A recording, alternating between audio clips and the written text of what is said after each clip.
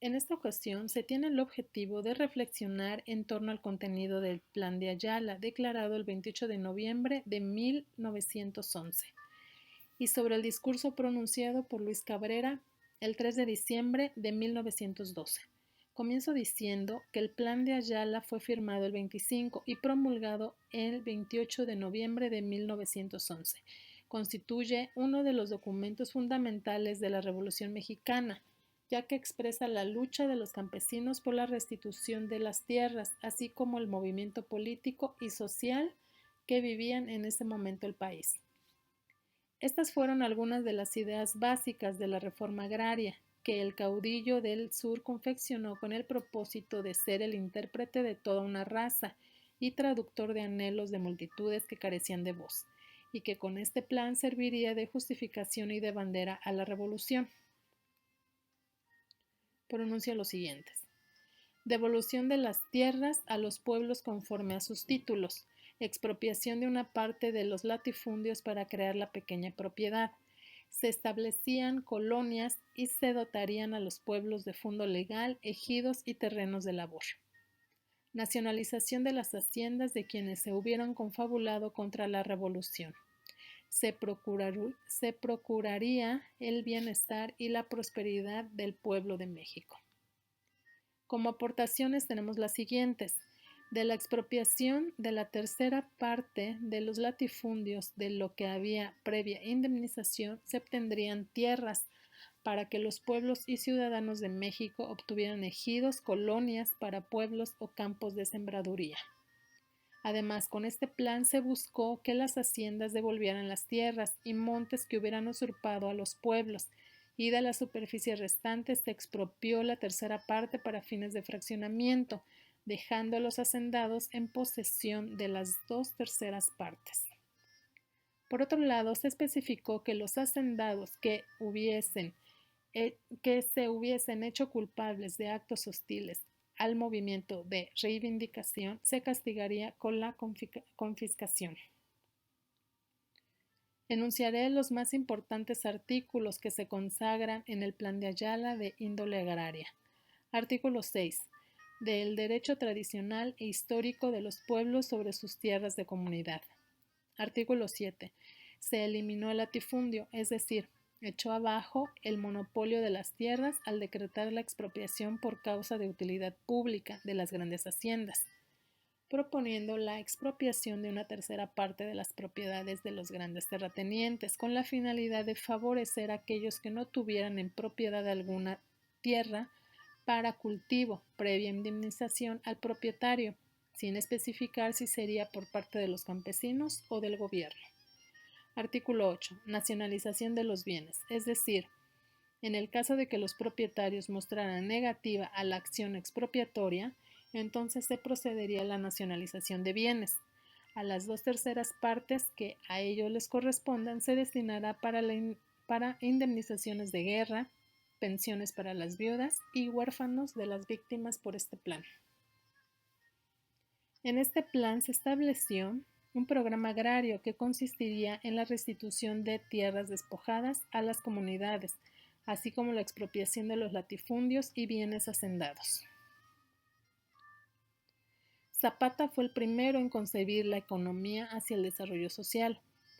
Lucha por una ley agraria para mejorar la condición del trabajador del campo y apeló a los tribunales especiales como institución encargada para resolver el problema de las tierras, ya que los campesinos desconfiaban del poder judicial del porfiriato.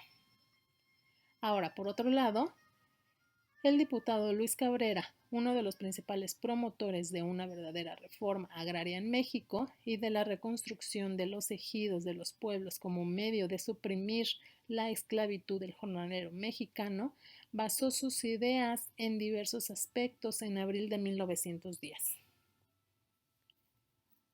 El caciquismo, la presión despótica ejercida por las autoridades locales que estaban en contacto con las clases proletariadas. El peonismo, la esclavitud de hecho o servidumbre feudal, tanto que a los peones los concebía como cautivos de las haciendas. El hacendismo señalaba las ventajas que tenían las haciendas sobre los pequeños propietarios. en lo económico, social y judicial. En tanto, propuso como solución la carga tributaria a la gran propiedad. El fabriquismo, la servidumbre personal y económica a que se haya sometido de hecho el obrero a causa de los privilegios que tiene el patrón. El cientificismo, el acaparamiento comercial y financiero y la competencia ventajosa que ejercen los grandes negocios sobre los pequeños a consecuencia de la influencia política.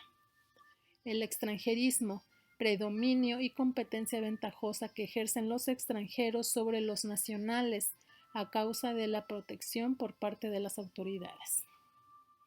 Por otra parte, la intención de Luis Cabrera en cuanto a la reforma agraria era la libertad de los pueblos, es decir, era quitarles un peso de encima que significaba estar supeditado a una hacienda, y con esto proponía la restauración de los ejidos de propiedades inalienables, ya sea por la compra de tierra a las grandes propiedades, expropiaciones o parcerías, todo esto a favor de un pequeño agricultor. Cabrera no daba crédito a soluciones ingenuas, como las de pensar en repartir terrenos nacionales o la compra de tierras baratas o baldíos al norte del país, sino que optó más por crear pequeñas propiedades y programas crediticios de irrigación, de regulación catastral y de tasación de impuestos. Presentó también un proyecto de ley que tenía como finalidad la declaración de la utilidad pública nacional, la reconstrucción y dotación de ejidos para los pueblos, facultando al Ejecutivo Nacional para expropiar terrenos, llevando ellos mismos el control, mientras no se modificara la Constitución, y conceder personalidad jurídica a los pueblos para que ellos se administraran legalmente. Por otra parte, sostenía la existencia de la necesidad social de tierras, de la propiedad privada y de la creación de la pequeña propiedad agraria, como objetivo primordial para liberar a los pueblos de la prisión económica y social que ejercían las haciendas sobre ellos. En 1912 propuso reconstruir ejidos declarados inalienables y buscando en los grandes latifundios las tierras con que dotar a los pueblos, ya sea por compra, expropiación o por causa de utilidad pública con indemnización. Aunado a esto, se presentó el verdadero problema agrario, surgiendo la necesidad de dar tierras a los grupos sociales y no a los individuos. Una forma de complemento de salario era llamado el pegujal. Era solamente para ciertos peones que han ascendido a capitanes o sirvientes de la finca. El pegujal es un pequeño pedazo de terreno para sembrar, y la venta era exclusiva para el dueño de la finca. Con esto finalizo. Gracias por su atención.